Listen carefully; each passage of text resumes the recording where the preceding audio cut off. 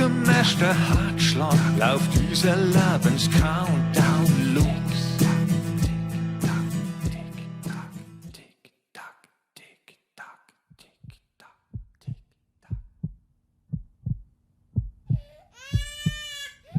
Was mit einem alles bei der Geburt so in die Wiege gelegt wird. Nicht warten oder warten, red über und mach.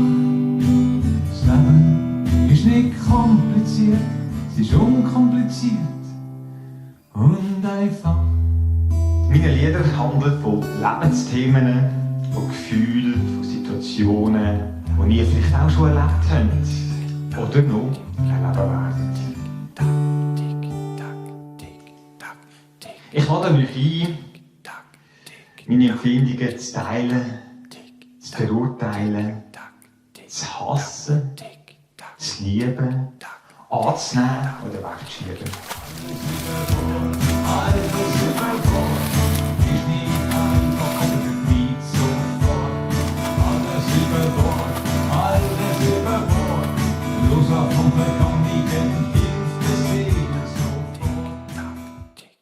Ist die Zug schon abgefahren? Wir haben hier ein Billett. Ist nicht auch unser Leben in einer Reise, in einem Zug.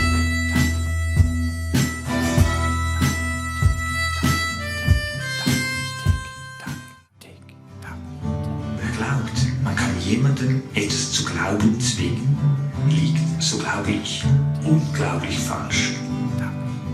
Die Köpfe hast du noch Lust. Am letzten Tag ist wieder zurück.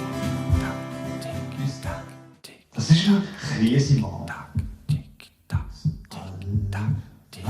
Holst du im Leben, das kann man nicht kaufen. Und jeder Mensch trägt das Herz schon tief in sich. Ich wünsche euch nur das Beste und habt eine gute Zeit.